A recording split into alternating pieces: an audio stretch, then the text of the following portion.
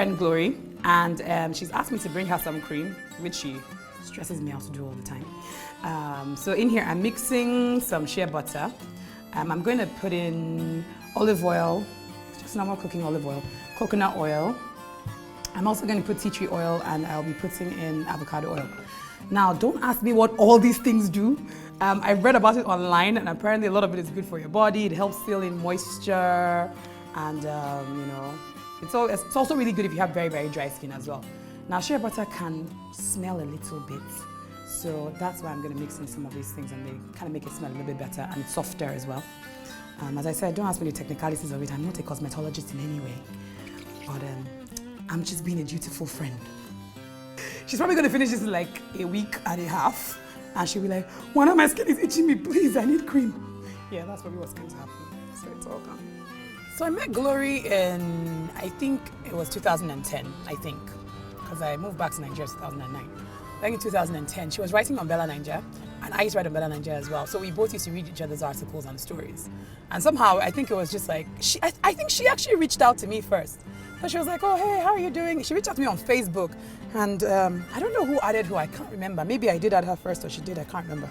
But anyway, that was the time when, you know, Facebook chats was still on, where we had time to chat on Facebook. So we kind of just started chatting on Facebook, and it was like, "Oh, I read your article, I really liked it." I was like, "Oh yeah, I've read your articles too." So we're kind of mutual admirers of each other's writing. And then that was how it was. And then we were just kind of like, "Oh, hey, you know," we started just gisting, catching up, what have you been up to, and all this sort of stuff. And I think we eventually sort of saw each other at some event. That was the first time we saw each other in person. So like, "Hey, what's up, how you doing?" And I think after that, we swapped numbers that day. And then we hung out, we had lunch first. And that was kind of where our friendship started. I'm never very open with, you know, newer friendships. There's always still a kind of distance, but it was just this weird thing that we just kind of connected instantly. I don't know how it happened. That's how we became friends. So she always calls me the Gail to her Oprah. Yeah, Glory clearly has to be the Oprah. but I'm okay being the Gail, so yeah. We became incredibly close, and I mean, a couple of years now, since 2010.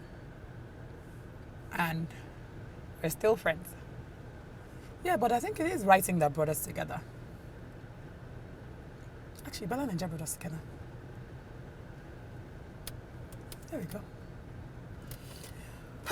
Makeup. Burdens and expectations. So Glory is one of those very pure-spirited people I kind of like to see. She thinks everybody is wonderful and everybody is nice. She always wants to help. And a lot of the time it kind of backfires because she takes on a lot more than she can chew. We both suffer from one disease though, together, which is we're ideas people. So our brain is just constantly flooded with ideas 24/7. She has a PhD, and she can be a little bit naive. And because of that, you just almost feel like, oh, this little innocent lamb in this big bad world, you know, and there are wolves about to tear her into pieces. So you just want to go, you know, you need to be careful about this thing. Don't get too excited about this thing. You know, manage your expectations. You always kind of want to be that person's just hold her and just calm her down. So that's my Glory in a nutshell. Glory has this skin condition called psoriasis. It affects her pretty much from her head to her feet, to her nails. The skin flakes, it itches a lot, it's bruised sometimes, it breaks open sometimes. It's very uncomfortable. I've had times that people say, "Oh, your friend, what's wrong with her? What's wrong with her skin?" And like you have to kind of explain it. And I think everybody knows that, you know, nobody likes to explain who they are or things about themselves to other people. But sometimes you feel like you have to, because that's the only way you can educate somebody else about it. Just make sure you're wearing clothes. You buffed up. You buffed up for this. You're so sad. I buffed up and I cleaned my room. Are you cleaning your room? Oh my God. This is hilarious. I didn't wear my crown. Oh my gosh. My crown. It's at the dry cleaners. Shay, see what I told you guys? Why I don't even that she's a princess? Not believe me. I'm a princess, not in. Well, actually, I'm a princess, really. She's a princess. Really, in real life, I am a princess. No, not like that. What do you mean? I am a princess, like literally. Whatever. My bloodline is royal. Royalty. But in her mind. In her mind. In the car, yeah, well, there was no light. So I couldn't wear makeup in the house. Okay. So I now wear makeup in the car. And I was just like, why am I wearing makeup to Glory's house? I just thought it was very interesting, that whole idea of, you know, because the camera is in my face. Yes. And then I have to. Girl, you're in Nigeria. I have to. No, but you know me, I was looking at it from a very philosophical perspective. No, seriously. Because even me, I was thinking about it. I was like, okay, you know, maybe I should do like, put my wig on and everything. And then, and I said to myself, I said, but, you know, that kind of defeats the purpose of what we're trying to achieve and everything. And I said, okay, but maybe I cannot do a big reveal. Remove the wig. I'm like, well, this is not Jerry Springer. No, not really. So maybe I shouldn't do that. But yeah. So yeah, no, it was just interesting because I was just like, why are you putting foundation to go to Glory's house? And at least I know where I heal, so it was okay. But yeah, I was just kind of thinking of the whole thing of like, you know, beauty and expectation. And that's actually what I'm thinking about, because I was saying how, you know, beauty is so external. People always see, and then having psoriasis. Yeah. I was thinking about when I was showering today, I was thinking about how it has made me value myself more in a, like actually look deeper to see who I am and love myself for me.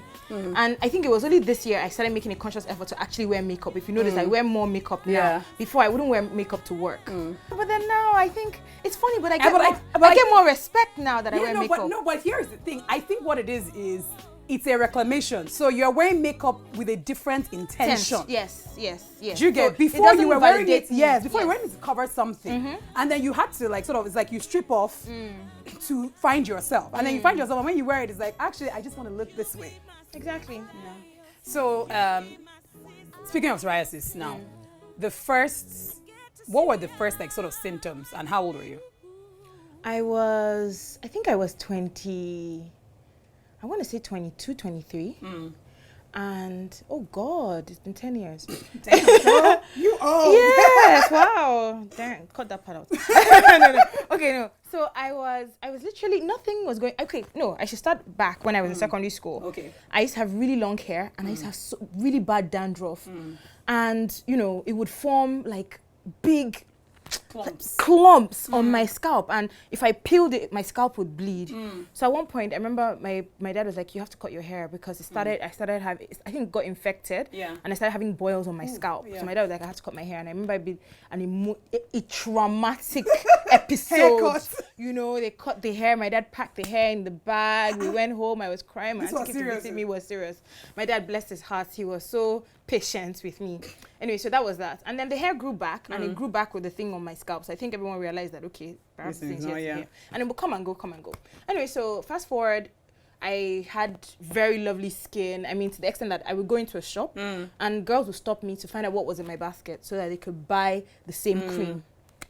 And then... Was that just because you were yellow as well? I know I was yellow. Ah, shit. I'll show you one of my old passports. If you have seen me. No makeup, just eyebrow pencil on my eyebrows, and that was it. Anyway, so I was sleeping one day, and my skin was really itchy. And I was like, what's going on? And then I got up, and I thought maybe there were ants on my bed or something like that. This was like 25? Yeah.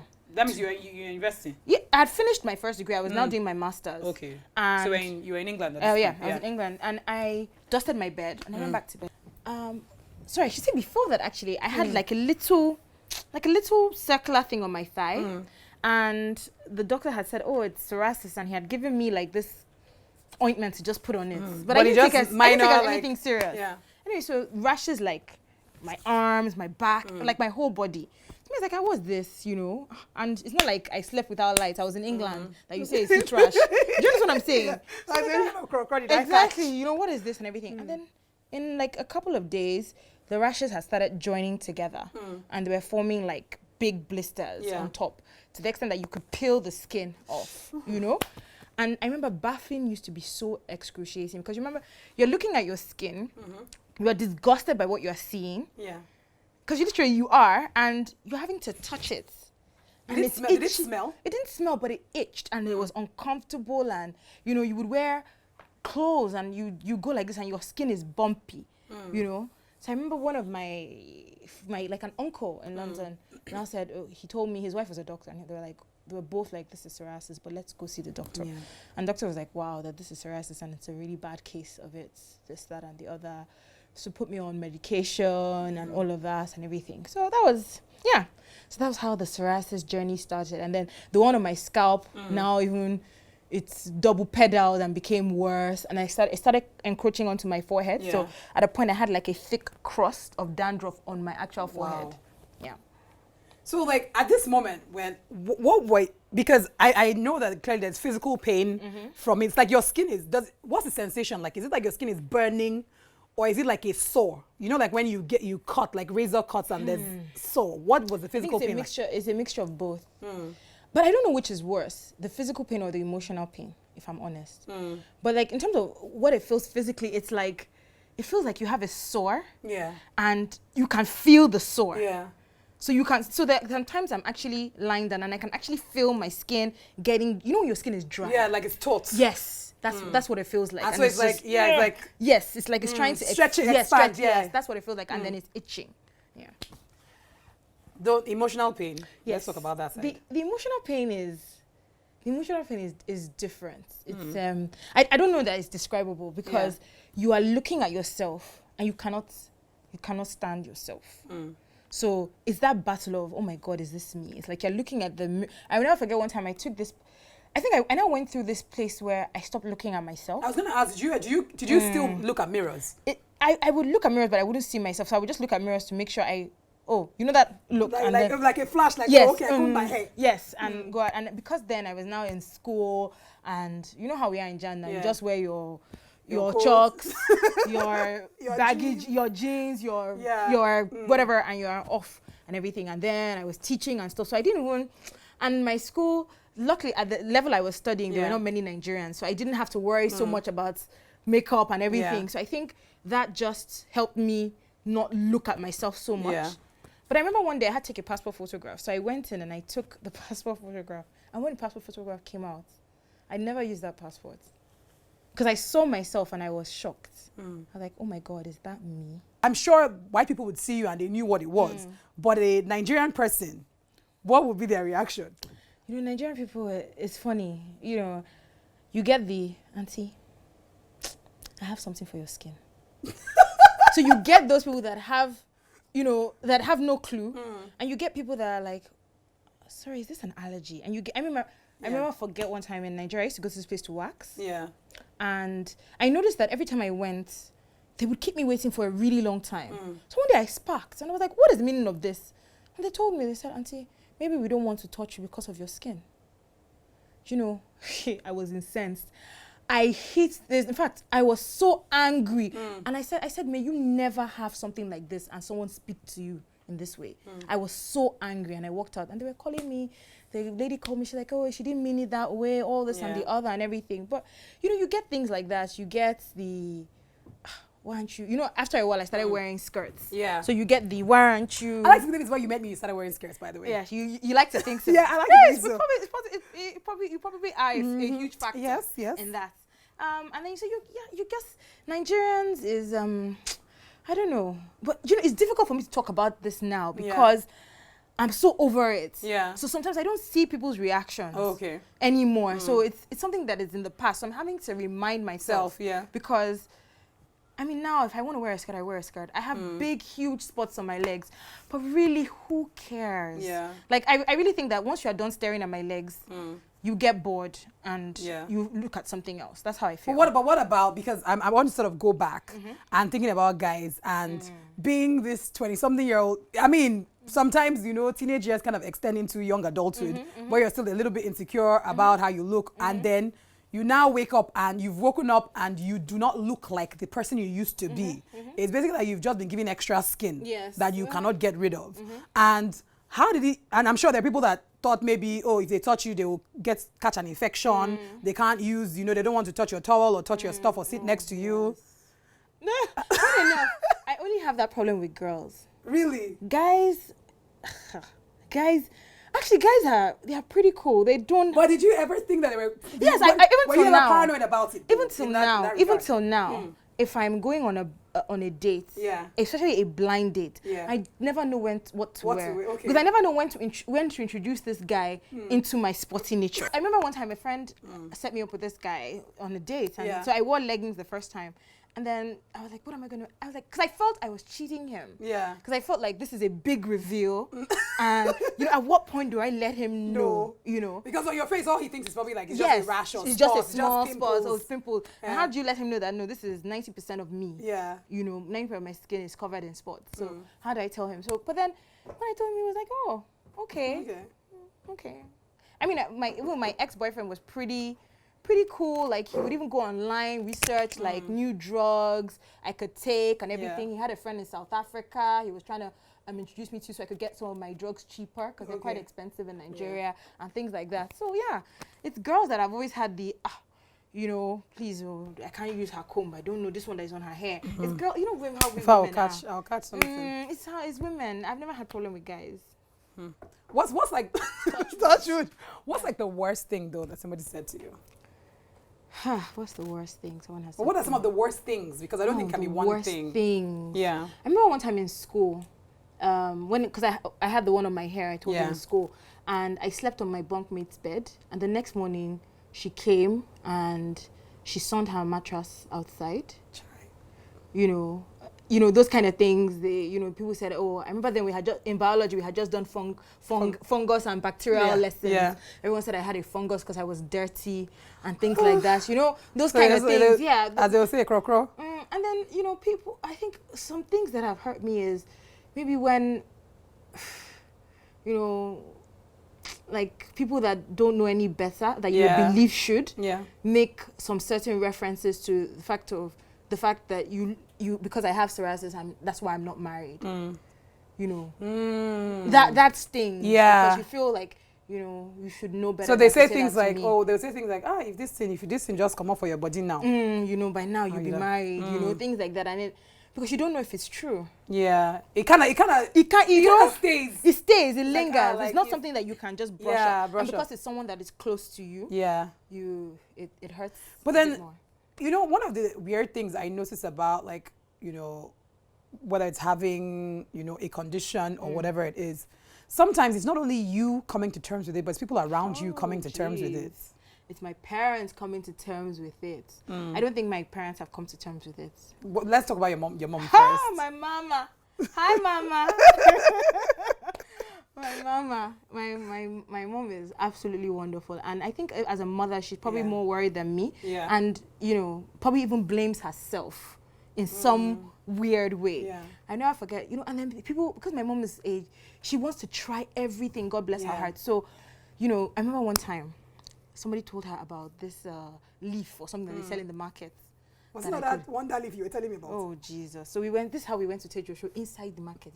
Are you serious? This woman was now telling me, when she saw me, she said, this one, hey, I will just make something for you in 2 weeks. It will come out from like it's from your stomach. It will come out. You will now be shitting. Then your skin will clear. No problem. She just started to bring out all the list. My mom was like, as if I told you we should have come here. Wait, pause 1 second.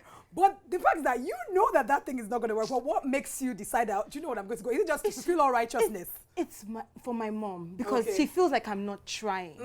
I came to my own place of acceptance before I moved back to Nigeria, where I broke down. My dad was saying, because my dad's a medical doctor, and he said maybe this is something called onchocerciasis, which is like a worm. Okay.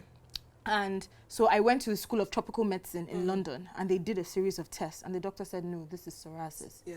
And I broke down, and I was crying there. And they told you there was no cure? They told me there was no cure. And I think after I finished crying for like an hour, the doctor left his patient, they came out, and they had a chat with me and all of that. And I said to myself, I'm done. I'm done with looking for medicines. I came to my peace. I said, this is who I am, and I'm going to deal with it, But my parents have not, unfortunately, have not. But what was the, because I know that you said, at some point you told me that they recommended some treatment that you refused. Was it steroids or what was it exactly? No, not that I refused. It was phototherapy. Okay. So I had done the phototherapy thing, and my skin got severely burnt. Wow. Yeah. It got severely burnt, and psoriasis got worse. So now when other dermatologists that I see say, oh, you should try phototherapy, I refuse because I'm like, look, and they're like, no, we'll know how, we will watch you. I'm like, no. So what is phototherapy? What is phototherapy? Phototherapy is a type of treatment for psoriasis where you use, I think it's UV rays. Okay. Because it's kind of like going into like a sunbed. Yes, exactly. That's what it is. Yeah. Wow. Yeah. What is it supposed to like fry the cells or something? No, because it's I think it's source of vitamin D. Okay. And also because the more sunlight exposure you get for psoriasis, it helps the skin. So they actually tell you most people with psoriasis to, you know, sunbathe more and all of that and everything. Do you do that? I think there's enough sun in Nigeria. Don't need to wear bikini and lie down in Bar Beach. I think it's all right. So you said you got burnt. So tell me what happened. I really don't know, because when you enter the thing, you're standing, and then you wear goggles. Goggles, okay. So it's literally like a sunroof. Yes, yeah. And I don't know, I was just getting darker and darker and darker, and then one day, my skin just I started having those rashes again, and the skin got really, really bad. And then I looked at myself in the mirror, and I realized that all of here was yellow, and everything else was darker. So you were burnt. It was like a proper sunburn. Yeah. So they told me, I went to see the dermatologist and said, don't do it again. Wow. And I didn't even get any gain from the phototherapy. Do you understand? So it wasn't as if like, I started seeing an improvement and that happened.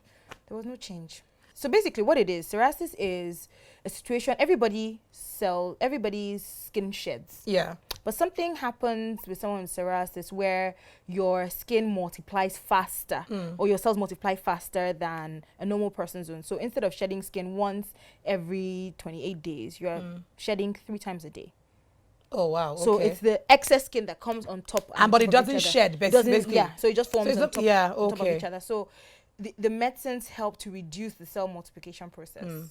That's it's basically an autoimmune disease. Exactly. And they don't ever tell you what causes it. Because I know when I read online, it's like stress. No, I know stress is a trigger. Yeah. So there are different triggers. Okay. So stress is a trigger. Some people say certain types of foods are triggers, but mostly people say it's hereditary. Now I know you recently tried what was the diet again? The gluten-free diet. I lasted all of 30-something days. I'm actually quite proud. We're so proud of you. I'm proud. So Glory wasn't eating. By the way, she wasn't eating gluten-free. Literally, I wasn't eating anything. No, you wasn't eating anything. All I was eating was chicken. Really, yeah, that was it. No red meat. No rice. No bread. No cream. And then it was also cream and cake. It wasn't just gluten-free. It was also lactose-free as well. Yes, exactly. So you should eat vegetables, fruits, lots of smoothies. Yeah, that's what it was. So no sugar, no processed sugars, rather. Yeah. I lasted 30-something days. I lost 4 kg. In 30-something days? Yeah, which was not bad. I'm trying to start it again, really. But I've been starting, I do 2 days, but it didn't really help, if I'm honest. It didn't really do anything. It didn't really do much. So has there been anything that you do that actually does help? I don't know, sometimes I know that there are things I do that make it worse. Okay, like what? Like when I'm on my period. It's really, really bad. I know that's stress. In February, I had a really difficult time at work in terms of just workload. And I was doing a lot of presentations and everything. And my skin, literally, I couldn't sleep because my skin was hurting. Because I could feel it. It was so dry. Yeah. I remember I called you and I said, please, I need my concoction, sharp, so I know that those things make it bad, and I think those are the 2 main things, because I actually at first I thought weight made it bad, but I've been slimmer than this, and I've been bigger than this, and it's been the same. Now I remember you said to me, that before you came back to Nigeria, you felt like you had already accepted it, like that breakdown in the. But then I know that when I met you, there are these moments where you would be like, I remember one day you were itching so bad, and you were just like, psoriasis. You just said, I think you just blurted out, psoriasis is just a bad thing. This is a bad thing. I was like, my God, like, and then you have, I know that you've had moments where it's like literally like you want to tear your scalp out. And then there was a moment of depression again as well. Yeah, so do you really think you've kind of come to terms with it? Or do you think, because I think sometimes I do feel that coming to terms with things doesn't mean that you're not going to feel the pain or the hurts. Of course. So, but do you genuinely think that you've come to terms with it? I think I've come to terms with it. But in terms of accepting it, accepting that this is what it is. Yeah. There is no cure for it. Yeah. So I'm not running pillar to post, Okay. looking for different concussions and all of that. So in terms of that level of acceptance, yes. Yeah, okay. Looking at myself in the mirror and seeing who I am and not bursting into tears. Yeah. I've accepted that part. But then sometimes, especially when it gets really bad, it's difficult because there are days I come back from work and I just itch. You know, because I've had a hard day and everything. And then, you know, I'm peeling my skin and all of that. So those kind of things are, it's difficult. It's difficult. So yes, I will have those moments when I just think, or when I'm slapping my hair, or when I go into a salon. In fact, I don't do weaves anymore. I'll never forget the last time I did a weave and they took off the weave and you could see my scalp was white. Cake white. So it's like layers of crusty dandruff. Wow. And this lady said to me, you know, you should treat your scalp. Hi. You know, you just want to slap some people. Because you're like, because you look at her and you think, lady, get out of here. Like, you don't even know me. You don't know what I'm going through, all of that. Anyways, this lady that does my hair said to me, she just said, let's even leave this weaves alone because it's clear your scalp isn't getting air. So yeah, so I stopped. So I haven't done weaves in a while. In fact, I made all my weaves into a wig. So the day I feel like being long and glamorous, I just put a wig on and call it a day. So how do you think your dad's dealing with it? My dad is a medical doctor, so he's a scientist. So he understands the science of it. Yeah. So he knows that in terms of science, there's limited. You know, there are limits. Limited evidence and whatever. Yeah. So his own. I think my dad in a way has accepted it. But he forgets. Or do you think that he hides under science though? I don't think. I think my dad is strange. My dad would say to me, he would say things like, oh, how is your skin? I say it's better and everything. And then I'm like, oh, my medicine. Maybe I'll say something like, oh, my medicine has almost finished. I need to order a new batch. And he would say, you're still on the medicine. And I'm like, Daddy, yes, I'm still on the medicine. I haven't stopped the medicine. We went to the dermatologist together. Yes, I'm still on the medicine. He said, okay. You know, so I think, or is that just because he's old? No, it's not. I think he's just, I think in a way he's in denial. Yeah. Sometimes he would see me wearing his skirt and he's looking and I can see he's in so much pain, but I think he knows that there's nothing he can do. Yeah. So I think it's more like your child is sick, you want to fix it. Yeah. You want to fix it, you want your child to be better. Yeah. That's what it is. And that's what he's struggling with because he knows there's nothing he can do but what he's doing. Do you ever feel like that sometimes, do you have any moments where you feel like, I want this thing to just disappear, like, or you think, can I get the body back that I used to have? Do you ever have those fantasy moments? I long. When I see girls in skirts, I long one day to wear a skirt and just have my legs fresh. It's a dream. She does like a photo. She was like, underwear. Honestly, hot pants. I long to wear hot pants. Oh my God. Like to just wear, because over here I can wear a skirt, but I won't wear hot pants. Because I just think that's taking the piss. Like give them up to the knee, but the thigh is a bit too much, Okay. But then, so sometimes I see girls and I'm like, when you don't have something, you appreciate it when you see it on others. Yeah. So I see some girls wearing skirts and like, shit, see her legs. Those are things I would never have said before. But I'm like, her legs. Or when the other day I said to my friend, I'm like, Kai, look at your scalp. It's such a weird thing to say to someone. Yeah, but when I look at my scalp, I don't see my scalp most times. So when I see someone, I can see their scalp. Like I can see your scalp. I'm like, hey, is this what scalp looks like? These people are balling. It's like. But is that not funny though? That the things that people take for granted is like, this person has scalp. Do you understand? Meanwhile, I'm just scratching all day long. I'm scratching all. No, it's bad. I comb my hair. If I'm wearing something black, I comb my hair and. You can see the specks of dandruff on my back. And people are like, when last did you wash your hair? I'm like, if I tell my monthly bill in my salon, with psoriasis, so I have, that means my cuticles grow fast, so my feet are always crusty. Yeah. So I'm doing manis and pedis constantly. I'm washing and steaming my hair every week. Let's even go to the cost of psoriasis. Oh dear. Because I remember the last time you went to the hospital and they said the meds you were taking, I think it was affecting your liver function or something, All right, just explain that a bit. Okay, so I was on methotrexate. Yeah. And one of the side effects of methotrexate is it can affect your kidney and your liver. So you have to do liver function tests every month. Every month? Yes, every month. Wow, so you have liver function tests every month? Yes, you have to. So they take your blood samples. I like to assume that you have medical insurance right now because you can't be going to No, you see, the problem with this is that medical insurance covers things after the fact. But now I have psoriasis, so medical insurance will not cover it. So you have to go and pay for your test every month. Yes. So you have to pay for that. Okay. So I did the test and they found out that my liver function had some of the values had gone higher than the normal. Yeah. So I had to go off methotrexate. So I went off that. I'm now on another drug. Okay, so for example, I have these drugs. The new drug I'm on now called mycophenolate. Okay. In the UK, I can get the generic brand for a 3-month supply of maybe for like 20-40 pounds. Yeah. I ordered these ones. Today is the, what's today's date? Today is the 5th or something, 5th of April. So the 20th of April, which is 15 days, it cost me 30,000 naira. Wow. Compared to possibly 20 to 40 pounds abroad. Yeah. You know, so costs like that is just ridiculous, minus the monthly blood tests, minus the... Whatever, so, in Nigeria now, you have to have a... So how often do you go to the hospital? Well, I go to my dermatologist every month. I try to go every month, yeah. So you have to do a blood test, kidney and liver function test. Yeah, but the blood test covers the kidney and liver function test. Okay. Yeah. So I remember you said last time you traveled and then you said they told you about you have to take a new drug. Yes. And then what was the discovery of this drug? Okay, so there's this drug, it's an injection. So they are new biomedics, they are called. So they are kind of like new technology for psoriasis sufferers. So the doctor's like, okay, I think you need to be on, X drug and everything. So he calls them up. He's like, okay, my patient needs to be on this drug, this, that, and the other. He gets out the blood test slip, tells me the kind of blood test I need to do, because I have to check some certain things before I go on the drug. Calls them up, he's ordering it. He's like, okay, so how much is that going to be? And then, so this is me like, okay. And he goes, Jesus Christ.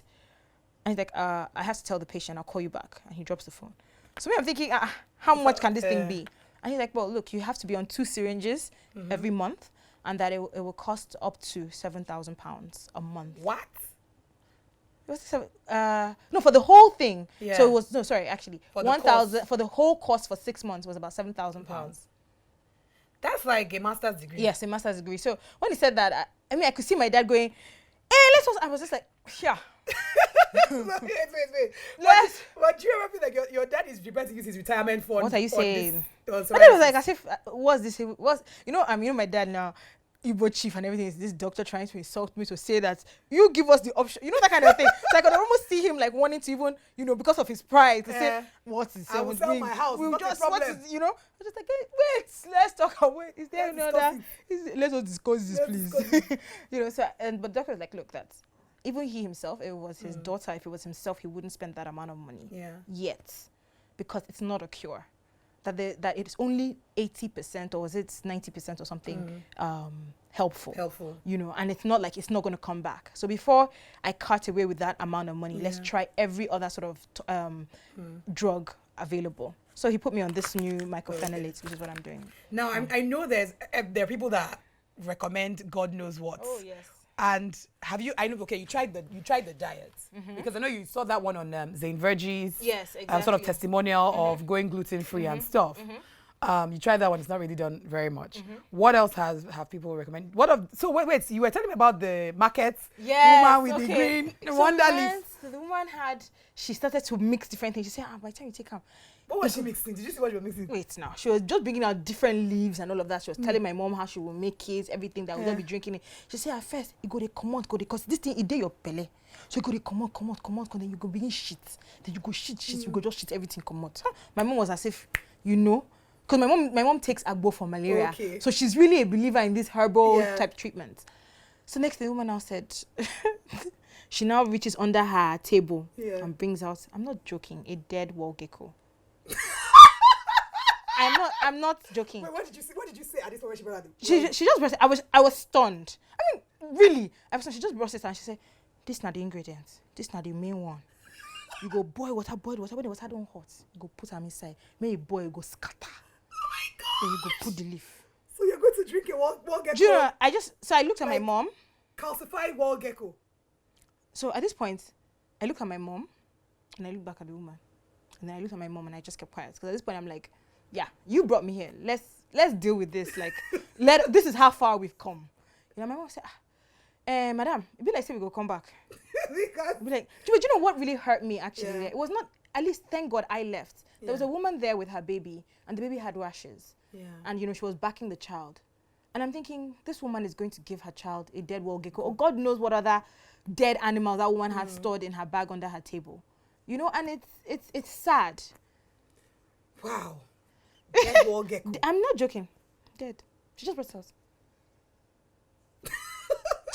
I was just looking at her. I mean, snake oil is as far as I know. You know? Nah, it was too deep. It was just too dead deep. Wall gecko. Yeah. Yo, that's deep.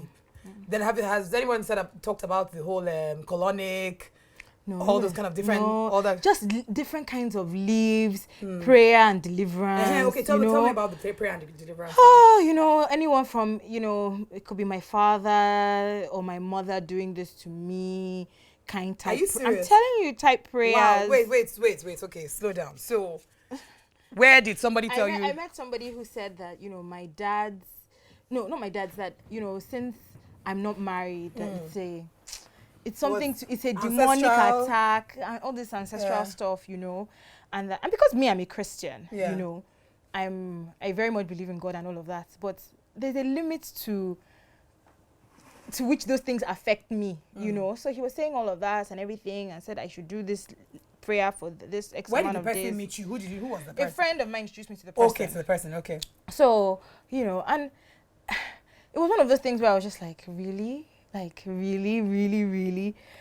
And of course, I don't know. I think I just brushed those things off because I'm like, you know, it's expected. This is what it is and all of that. So there's your father's people, your mother's people. You know, people, this is the thing, like in Nigeria, something happens to you and you blame everyone, and then you start to fight invisible battles. I think sometimes the devil takes way too much blame. Do you understand? You start to fight invisible battles. I'm just thinking, they do this down there and thinking, I beg, no be me do this. Do you understand? You know, no be me do am. I think you just have to have your sense with you. Because I could just have gone and start hitting people and calling, you know, and it makes no sense. Do you still pray about your psoriasis? I forget. I've not been very good about praying about my psoriasis. I actually pray more for people. But do you want to pray for your psoriasis? Do I want to Do you still want to keep praying for about your psoriasis? No, it's not that I don't want to. You know, I feel like if my mother watches this, she'll be very upset that I said I don't pray about psoriasis. You know, because I know there are people that would say you don't pray hard enough or you don't have enough faith. But I think sometimes I'm also of the belief that maybe, you know, it's supposed to teach you something. You know, I think God has a sense of humor. Because I always feel like, you know, there's a reason why things happen, and God gives people things for a certain reason. Yeah, I think God has a sense of humor, and the way God has been with me all my life, it has been, you know, he has given me things and done things for me that I never thought. Like, you know how you say your best daydream? Yeah. He has given me above that. Yeah. So I so the way I look at it, it's not a thing of praying and going for every deliverance service and all of that. I don't really, my relationship with God is not like that. Yeah. It's one where I'm like, okay, this is what it is at this time. Yeah. And at a certain time I will understand why. And so I guess that's how I live my life. And maybe it's also because I've accepted it. So I don't bug him too much about it. And I know that when he's ready to make all of this go, he'll do it. It's not by how many times I knock on his door and how many times I cry about it and everything. He will just do it. But how do you think, like, because I look at you, we've known each other for what, like 4 years, for almost 5 years, right? And I look at the person I met, and to me, you're completely different from who you are now. Because it's weird. All of a sudden, it's like, I feel like part of accepting the psoriasis has also been you stepping into this like world of possibilities. Do you know what I mean? There's fantasies and ideas you've had, and all of a sudden it's like, you know what, screw it, I'm gonna do it. Like, you know, who cares? Yeah, I think it is. I think it's a place of growth. It's a place of growth. It's a place of excitement, and it's a place of seeing beyond what is visible. Yeah. That's what I'm saying. Do you feel like psoriasis is related to that? Because one thing I find sometimes is when people have a certain discomfort, you are forced to confront it and realize that I have to be more than this thing. Do you understand what I mean? Yeah. It's like my life cannot, a point comes, it's almost like you just have this, implosion. It's like, you will tell yourself, my life can't be about this. I have to do more than this thing. It has to be. So it actually makes you look at yourself inward and, look beyond the peripheral. Do you ever feel like that? I don't know that I would credit psoriasis solely for that. Okay. I don't know. Maybe in a subconscious way, that is what has happened. But in terms of actually loving myself and appreciating myself, yes, I would say psoriasis has really helped with that, because I had to look at something more than what I was seeing in the mirror. And then, compounded with weight issues, which is another separate kettle of fish, That's drama that's drama on its own. You now come and add black spots. You're like, what's even going on in the world?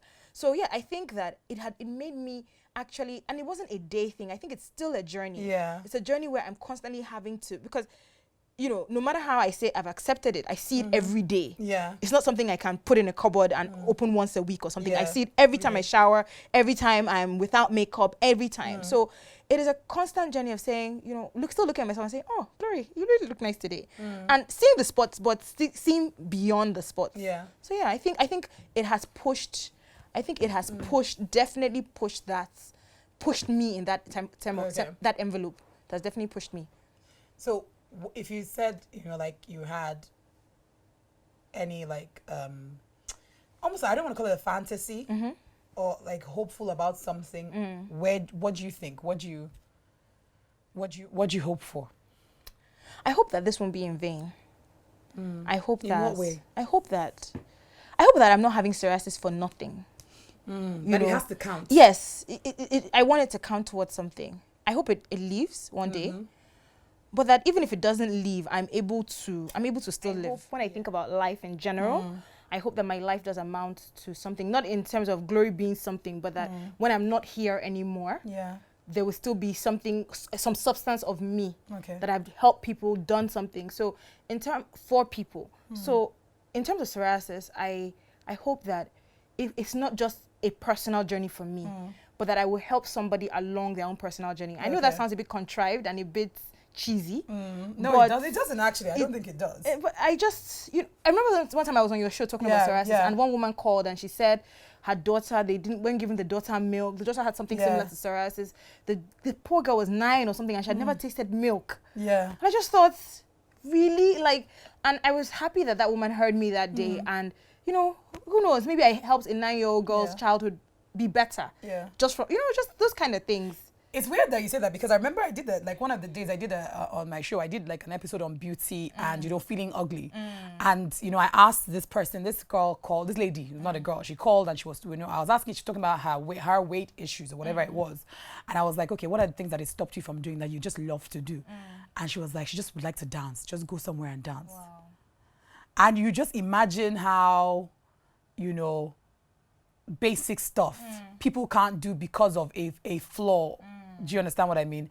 Especially an external flaw, because it's like you wear extra, you wear your baggage on you. Exactly. Most people can hide. Yeah, most people are able to hide their insecurities. You can't hide yours because you're literally wearing it.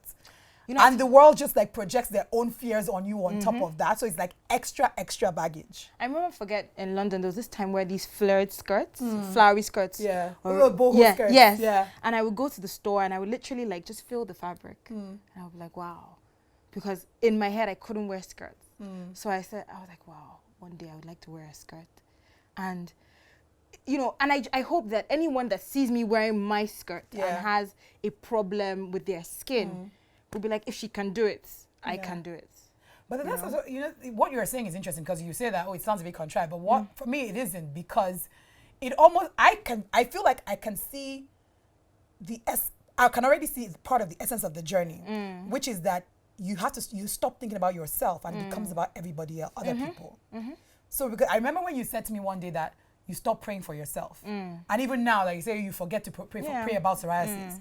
Because then it's you kind of, it's not like it makes you selfless, but it starts to make you realize that, life isn't just about you anymore. And it makes you incredibly grateful, Wana. It could be, I could have had anything else. So what is psoriasis that it doesn't prevent me from living? Yeah. This is the big thing I want anybody that is going through something similar to understand. Yeah. It doesn't prevent you from living. You can still live. Yeah. And, you know, so it would be a shame that, you know, with all of that, you know, somebody isn't able to reach their full potential. Somebody can't dance. Yes, can't dance. You can't wear skirts. Me, I'm a big girl, but me, I know how to shake my tail feather when the time is necessary. Yeah, you know, and I she can't be a hoe on the dance floor. Excuse my mother is going to watch all of this. That's true. She's very Mommy, decent it's not girl. true. Mommy, she's very decent. She's a good girl, and I'm a good influence on her. Because it's true. I feel like for women especially, there are so many things that hold us back, and it's in our mind from living our full potential. And I think for me, maybe psoriasis was one of the things that has held me back and does still try to continue to hold me back. And it's a daily battle. And, you know, I hope that in winning my own battles, I'm helping others, empowering others to win theirs. So now, okay, when you look back at photos of yourself, let me see, do you have any? Yes, I have a few. I have a few photos. I brought them out. It's so weird. Yes, I have a few photos. Let's have a gander. Indeed, you were yellow. Yes.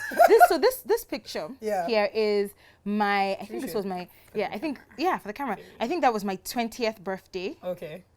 Your lycra top. Yeah. So my lycra baskets. And okay, and then this is my yellowest picture. Bleaching free, by the way, please. I was born yellow. Yeah. We keep using the word yellow. Do you think that added to it? Did that ever add to the agony? It's like, is that thing, because there's this is a stark contrast that she used to be yellow, and you know how society and especially Nigerians and how we look at light-skinned people. I don't miss the yellowness because Okay. to me being yellow is it's Irrelevant. It's irrelevant. It means absolutely nothing. But what I do miss is I just miss that the simplicity of the way I looked. Okay. That I could just and still be a cutie. But you can still do that. I mean, I can still do that, but I just miss, I don't know how to explain it. I know what you mean. If you couldn't afford all of this treatment, what do you think would have happened to you? I don't know. You know, I've never actually thought of that before. Because this is I remember one day we talked, I said, psoriasis is a very expensive illness. It's a very expensive disease. It really. is. It is. It's quite expensive. Even just forget about the drugs that you take, but the maintenance of it, like having to do my hair, manicures and pedicures. I don't know. I wouldn't like to even think. I guess I would just be some very fat girl that only wore black and just wore baggy t-shirts and baggy trousers and maybe had a low cut. Because you can't cope with your scalp flaking.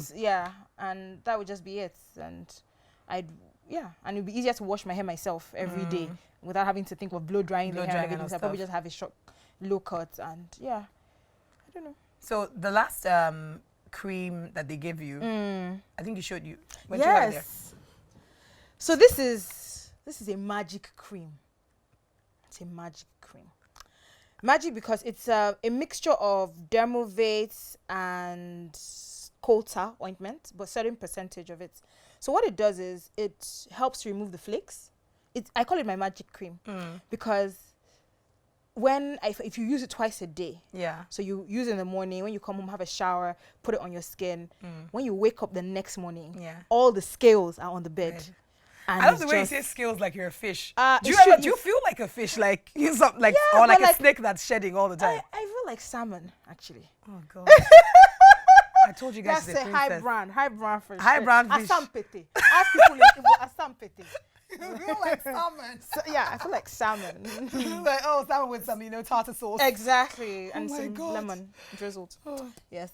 But so this cream, it's but it's expensive. So 2 of this is about £200. But you can't afford this on a regular basis. No, I cannot. That's why I'm not using this at the moment. The stock I bought from London has finished. In fact, my doctor, even in Jan, he was even like, let him give me a discount. And then he found out that they order it from somewhere, and so he couldn't give me the discount. But then you can't get this in Nigeria. I've tried to order it, but then I wasn't able to. But then the thing with like a lot of this meds that you have. Is continuity, I think, is an issue. You have moments where you're using this drug and then you can't afford to. It's expensive or it's just not available. Even if you can get the money to buy it, but yeah. it's, you know, so, for example, like availability is an issue. Mycophenolates, for example, is the reason why the price is so high now. Like I mentioned that it was 30,000 for 15 days. My dose for 15 days. 15 days. Yeah. In fact, they even added delivery charge, so it was 30,500. So if you didn't have the job you have, what would you do? I told you now, I would just be a scaly person. Maybe by now I will be a tilapia. I won't be salmon anymore. So wait, but tilapia is scaly. Sorry, just checking. Thank you for your aquamarine skills. Yeah, so I think okay, so it's because it's not available, it's scarce, so it's expensive. So like even like my Demovate ointment I used to, that one I think is 30K for a tube, like a imagine like your McLean's toothpaste, 30, and that can last me, if I use it every day, morning and night, 2 weeks max. Wow. Yeah. Girl. Yeah. But abroad it's cheaper. It's much cheaper, especially if you're under the NHS. Yeah. Which I was when I was schooling. But when I stopped schooling and I moved back to Nigeria, when I go now, I pay my bills. This is an expensive condition. No, it is. But then I thank God. I don't really talk about the expense that much. I mean, if you weren't asking, I wouldn't. It's not something I moan about because thank God I can. Yeah. I can afford to. Wow. Girl, you know you're brave. You inspire me all the time. Oh, sugar.